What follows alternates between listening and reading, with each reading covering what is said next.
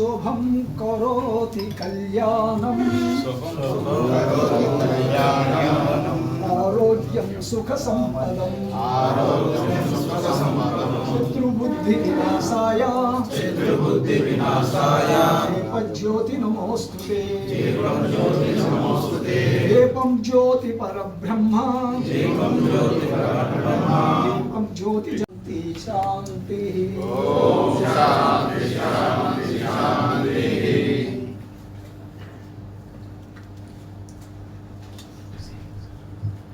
बोलो भारत माता की जय, भारत माता की जय, भारत माता की जय।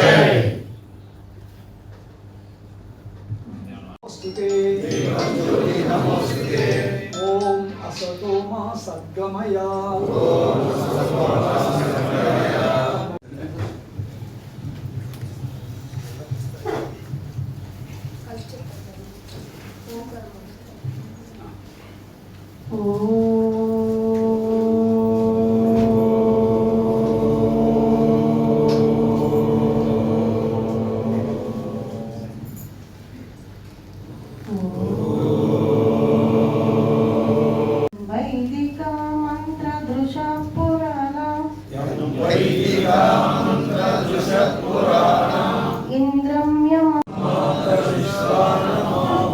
वेदांतिनो निर्वचनीयमेकम्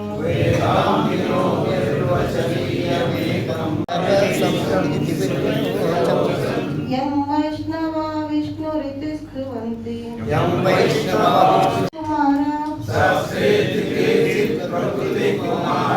स्वामेति मातेति पितेति भक्त्या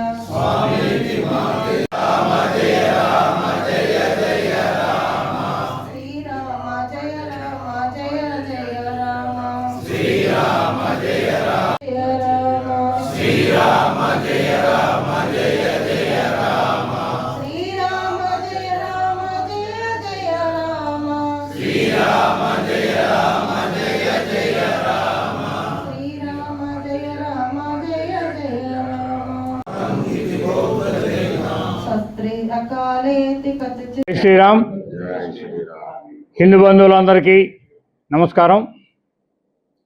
విశ్వ హిందూ పరిషత్ ఆంధ్ర ప్రాంత హిందూ హైందవ చైతన్య వేదిక దానిలో కొనసాగింపుగా ఈరోజు హిందూ దేవాలయాల పరిరక్షణ, హిందూ దేవాలయాల స్వయం ప్రతిపత్తి కోసం ఈ సదస్సు నిర్వహించుకోవడానికి తలపెట్టాం। ఇందులో ముఖ్యాంశాలు ప్రభుత్వాలు ఏవైనా ఈ సొంత జాగీర్లాగా, సొంత ఆస్తుల్లాగా ఇష్టానుసారం పంచుతున్నాయి, వేరే వాటి జోలికి వెళ్లకుండా ఓన్లీ హిందువుల యొక్క ఆస్తులను, భూములను ఇష్టానుసారం చేస్తున్నాయి। వాటిని హిందూ సమాజానికి అప్పగించాలి అనేటువంటి డిమాండ్లతోటి ఈరోజు ఈ సదస్సు నిర్వహిస్తున్నాము।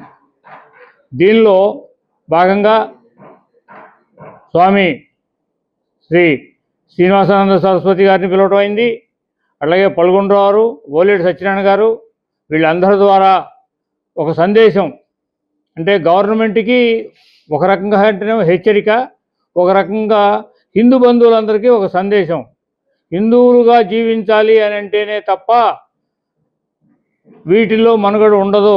రాబోయే రోజుల్లో మిగతా వాళ్ళతో లెక్కేస్తే మన రోజు రోజుకి జరిగిపోతుంది, ఎప్పుడో మళ్ళీ చరిత్ర పునరావృతం అవుతుంది। అది కాకుండా ఉండటం కోసం ఈరోజు హిందూ దేవాలయాలను రక్షించుకోవాల్సిన అవసరం చాలా ఉన్నది అనేటువంటి విషయం తెలియజేయడం కోసం ఈ సదస్సు నిర్వహిస్తున్నాం। శ్రీరామ్, జై జై శ్రీరామ్।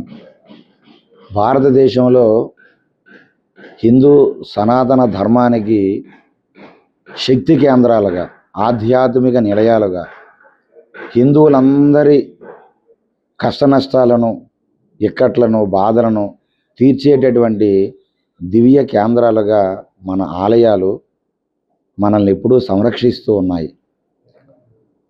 పురాతన కాలం నుండి మన దేవాలయాలకి మన పూర్వీకులు, ఋషులు ఎంతో ప్రాధాన్యత ఇచ్చి అన్ని వర్ణముల వారు, అన్ని కులాల వారు అనేక రంగాలు, అంటే అక్కడ కళలు కానివ్వండి, శాస్త్రీయ కళలు, అనేక వైభవాలు, అక్కడ పురాణ కాలక్షేపాలు, అక్కడ ఉండేటువంటి అనేక నృత్యము కానివ్వండి, సంగీతము కానివ్వండి, సాహిత్యము కానివ్వండి, అన్ని కళలకి కూడా కేంద్ర బిందువులుగా ఆలయాలు భాసిల్లాయి. అటువంటి దివ్యమైన ఆలయాలని బ్రిటిష్ వాళ్ళకు ముందే తురుష్కులు భారతదేశం మీద దండయాత్ర చేసి దాదాపుగా 30,000కు పైగా మన భారతదేశంలో ఆలయాల్ని విధ్వంసం చేసి హిందూ ధర్మానికి చాలా తీవ్రమైనటువంటి విఘాతాన్ని చాలా కల్పించారు. అవన్నీ కూడా హిందూ జాతి ఎన్నో పోరాటాలు చేసి మళ్ళీ ఆలయాలను పునరుద్ధరణ చేసుకొని అయోధ్య రామాలయంతో పాటుగా దేవాలయాలు నిలుపుకునేటువంటి పరిస్థితి.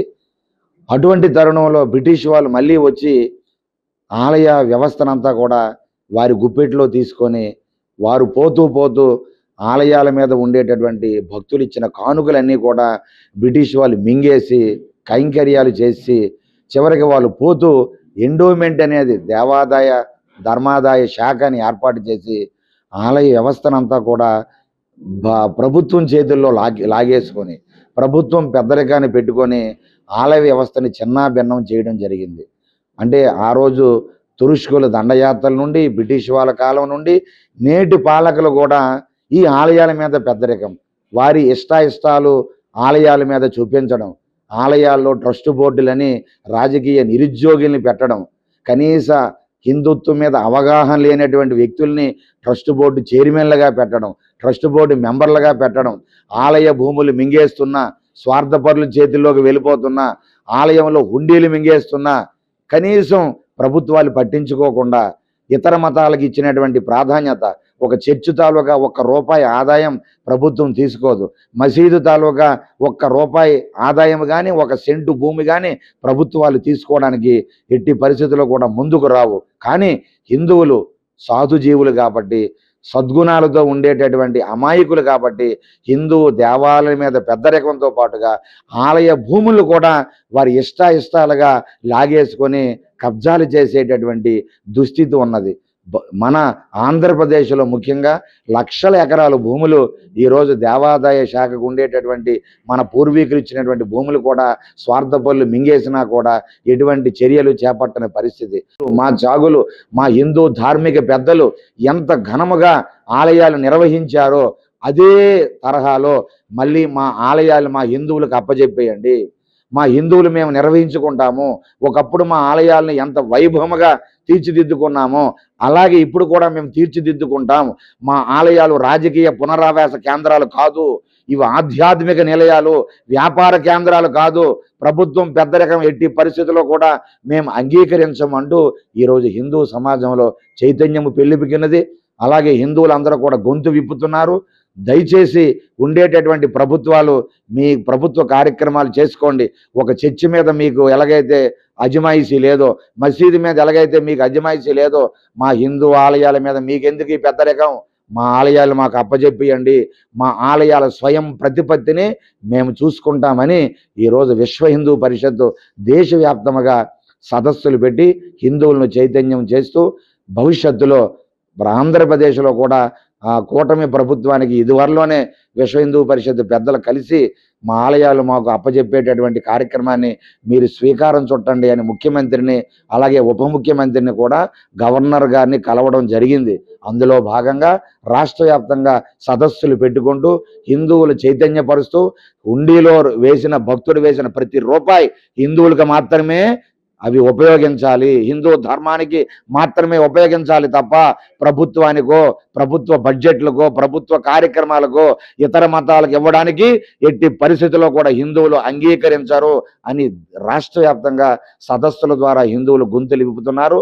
కూటమి ప్రభుత్వం కూడా ఆలోచన చేసి హిందూ ఆలయాల్ని హిందువులకే అప్పచెప్పేటట్టుగా క్రైస్తవ చర్చిలు ఎలాగైతే క్రైస్తవ మత పెద్దల చేతుల్లో ఉన్నాయో, మసీదులు ఎలాగైతే మౌలీల చేతుల్లో ఉన్నాయో, ముస్లిం మత పెద్దల చేతుల్లో ఎలాగైతే ఉన్నాయో, మా హిందూ ఆలయాలు కూడా మా హిందూ ధార్మిక సంస్థలకి, మా హిందుత్వానికి అప్పచెప్పండి అంటూ ఈ కార్యక్రమాలు చేసుకుంటూ ముందుకు వెళ్ళడం జరుగుతుంది.